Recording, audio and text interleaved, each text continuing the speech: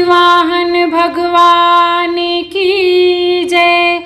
एक बार नैमिषारण्य के निवासी ऋषियों ने संसार के कल्याण हेतु सूत जी से पूछा, हे सूत जी, कराल कली काल में लोगों के बालक किस तरह से दीर्घायु होंगे, सो कहिए। तब सूत जी ने कहा, जब द्वापर का अंत और कलयुग का आरंभ था, उसी समय बहुत सी शोकाकुल स्त्रियों ने आपस में सलाह की कि क्या इस कलयुग में माता के जीवित रहते पुत्रों की मृत्यु हो जाएगी। जब वे आपस में कुछ निर्णय नहीं कर सकी, तब गौतम जी के पास जा पहुंची पूछने के लिए। जब वे उनके पास पहुंची तो उस समय गौतम जी आनंद के साथ बैठे थे।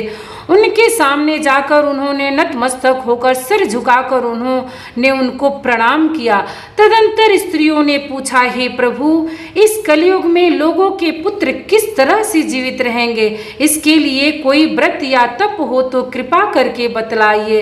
इस तरह उनकी बात सुनकर गौतम जी कहते हैं, आपसे मैं वही कहूँगा जो पहले मैंने सुन रखा है। गौतम जी ने कहा, जब महाभारत युद्ध का अंत हो गया और द्रोण पुत्र अश्वत्थामा के द्वारा अपने बेटे को मरा देखकर पांडव बड़े दुखित हुए, तो पुत्र के शोक से व्याकुल होकर द्रौपदी ने अपने सखियों के साथ ब्राह्मण श्रेष्ठ धौम्य के पास जा पहुंची और उसने धौम्य जी से कहा, हे बिंदु, कौन सा उपाय करने से पुत्र दीर्घायु हो सकते हैं, कृपा करके आप मुझे बतलाइए। तब धौम्य जी ने कहा, सतयुग में सत्य वचन बोलने वाला, सत्य आचरण करने वाला समदर्शी जिमुतवाहन नाम का एक राजा था। एक बार वह अपनी स्त्री के साथ ससुराल गया और वह वहीं पर रहने लगा। एक दिन आधी रात के समय में पुत्र के शोक से व्याकुल कोई स्त्री रोने लगी, क्योंकि वे अपने बेटे के दर्शन से निराश हो चुकी थी। उसका बेटा मर चुका था। वे रोती हुई कहती कि मुझ बूढ़ी माता के सामने मेरा बेटा मरा जा रहा है। अब मैं किसके सहारे रहूंगी, मेरी ये बुढ़ापा किसके सहारे कटेगी। अब उस बूढ़ी माँ का रुदन सुनकर राजा जिमुतवाहन का हृदय बैठा जा रहा है। वह तत्काल उस स्त्री के पास गए और उनसे जाकर पूछा कि हे माता, आप क्यों रो रही हैं, आपको क्या कष्ट है। तब उस बूढ़ी माता जी ने कहा, गरुड़ प्रतिदिन यहाँ आकर गांव के सभी लड़के को खा जाता है। इस पर जिमुतवाहन राजा ने कहा, माता, अब आप मत रोइए, अब आप कई रोने का दिन गया और आप यहाँ पर आनंद से बैठिए, मैं तुम्हारे बेटे को बचाने का प्रयास करता हूँ। ऐसा कहकर जिमुतवाहन उस स्थान पर गए जहाँ गरुड़ आकर रोज प्रतिदिन मांस खाया करते थे। उसी समय गरुड़ उन पर भी टूट पड़े और राजा के शरीर का मांस खाने लगे। जब अतिशय गरुड़ ने राजा का बायां अंग खा लिया तो राजा ने अपना दाहिना अंग फेर कर गरुड़ जी के सामने कर दिया। अब यह सब देखकर गरुड़ जी ने कहा, देव योग मुनियों में से तुम कौन हो, तुम कोई साधारण मनुष्य तो नहीं लग रहे हो, तो अब तुम अपने जन्म और कुल का परिचय दो मुझे।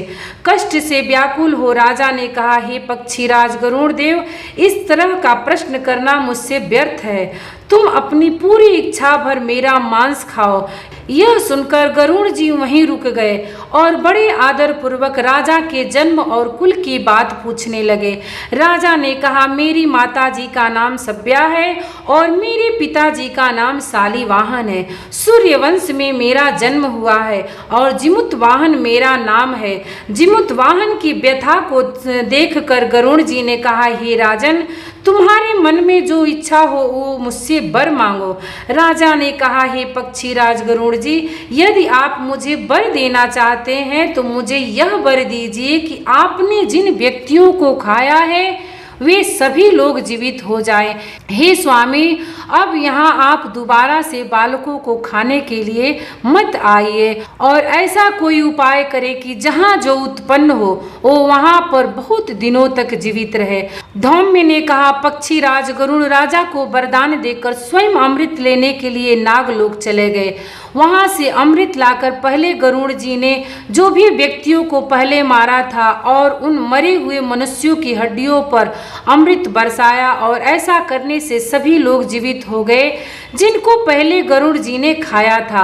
अब राजा के त्याग से, गरुड़ जी की कृपा से वहां के सभी निवासियों का कष्ट दूर हो गया और उस समय राजा के शरीर की शोभा दुगुनी हो रही थी। राजा की दयालुता को देखकर गरुड़ जी ने कहा, मैं संसार के कल्याण के लिए एक और भी वर दूंगा। आज अश्विनी मास की सप्तमी से रहित शुभ अष्टमी तिथि है। आज ही तुमने यहाँ के प्रजा को जीवन दान दिया है, सो हे राजन, अब यह दिन ब्रह्म भव बन गया है, जो विविध नामों से विख्यात है। वही त्रैलोक से पूजित दुर्गा अमृत प्राप्त करने के अर्थ में जीवित पुत्रिका व्रत कहलाई।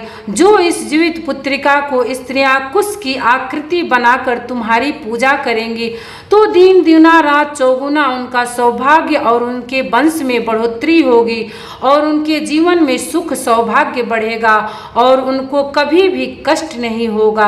सो हे राजन, इस विषय पर विचार करने की आवश्यकता नहीं है। हे महाभाग, सप्तमी से रहित और उदया तिथि की अष्टमी को व्रत करे और नवमी में पारण करे। यदि इस पर ध्यान न दिया गया तो फल प्राप्त नहीं होगा और सौभाग्य नष्ट हो जाएगा। जिमुत वाहन को इस तरह का वरदान देकर गरुड़ जी बैकुंठ धाम को चले गए और राजा भी अपनी पत्नी के साथ अपनी नगर में वापस आ गए। धौम्य जी द्रौपदी से कहते हैं, हे देवी, मैंने यह अतिशय दुर्लभ व्रत तुमको बताया है। इस व्रत को करने से बच्चे दीर्घायु होते हैं। सो हे देवी, तुम भी इस व्रत को विधि विधान से इस व्रत को और दुर्गा माता की पूजा करोगी तो तुम्हें अभिलाषित फल प्राप्त होगा। धौम्य जी की बात सुनकर द्रौपदी के हृदय में एक प्रकार का कौतूहल सा उत्पन्न हुआ और नगर के वासियों की स्त्रियों को बुलाकर द्रौपदी ने यह व्रत किया। गौतम जी ने कहा, इस व्रत के प्रभाव को एक चिल्ह ने सुन लिया और अपनी सखी सियारन को बताया। इसके बाद पाकड़ के वृक्ष के खोखले में बैठकर सियारन ने भी इस व्रत को किया। फिर चिल्ह कहीं से उत्तम ब्राह्मण के मुख से यह कथा सुनी और पाकड़ पेड़ के खोखले में बैठी सियारन को भी सुनाया। सियारन ने आधी रात को कथा सुनी। अभी कथा आधी ही पहुंची थी कि सियारन को बहुत तेज जोर से भूख लग गई और वह उसी समय सियारन श्मशान में जा पहुंची। वहां पर उसने इच्छा भर मांस का भोजन किया और चिल्ह बिना कुछ खाए पिए ही रह गई। सुबह हुआ सवेरे वह गौशाला में गई और उसने गाय का दूध पिया। उसने नवमी में पारण किया। कुछ दिनों के बाद दोनों मर गई। अयोध्या में किसी धनी व्यापारी के घर में जन्मी और संयोगवश दोनों का जन्म एक ही घर में हुआ। सियारन बड़ी हुई और चिल्ली छोटी हुई। वे दोनों सभी शुभ लक्षणों से युक्त थी, इसलिए बड़ी लड़की काशी राज के यहाँ और छोटी लड़की उनके मंत्री के साथ ब्याह दी गई। अग्नि के सामने उनका विधि विधान से फेरा हुआ। पूर्व जन्म के कर्म के फल स्वरूप वह मृग नैनी रानी हुई और जो भी संता उससे जन्म लेता वह मर जाता। पूर्व जन्म की बातों को वह स्मरण करने लगे। मंत्री की पत्नी ने अष्टवसुओं के समान अपने 8 पुत्रों को जन्म दिया और सभी पुत्र जीवित रह गए। अपनी बहन की पुत्रों को देखकर ईर्ष्या के कारण राजा से रानी ने अपने स्वामी से कहा कि यदि आप मुझे जीवित देखना चाहते हैं तो इस मंत्री के सभी पुत्रों को वहां पर पहुंचा दो जहां मेरे बेटे गए हैं, मतलब इन्हें मार डालो। अब यह सुनकर राजा ने उस मंत्री के पुत्रों को मारने के लिए कई प्रकार की युक्ति अपनाई, पर मंत्री की पत्नी ने जीवित पुत्रिका के व्रत के प्रभाव से बचा लिया। एक दिन राजा अपने मंत्रियों से उन पुत्रों का सिर कटवा दिया और कटवा कर पिटारी में रखवा दिया और वह पिटारी उनके माता मंत्री की पत्नी के पास भिजवा दिया। लेकिन वे 8 बेशकीमती हीरा जवाहरात हो गया और 8 भले ढंग से 8 पुत्र अपने माता के पास आ गए और उनको देखकर राजा की पत्नी को बड़ा विस्मय हुआ। इसके बाद वह मंत्री के पत्नी के पास आई और पूछा कि हे बहन, तुमने कौन सा पुण्य किया कि बार बार मारे जाने पर भी तुम्हारे पुत्र नहीं मरते हैं। तब मंत्री की पत्नी ने कहा, पूर्व जन्म में मैं चिल्ल थी और तुम सियारन थी। हम दोनों ने तुमने व्रत के नियमों का भली भांति उल्लंघन किया और मैंने पालन किया था। इसी दोष के कारण तुम्हारे बेटे जीवित नहीं है।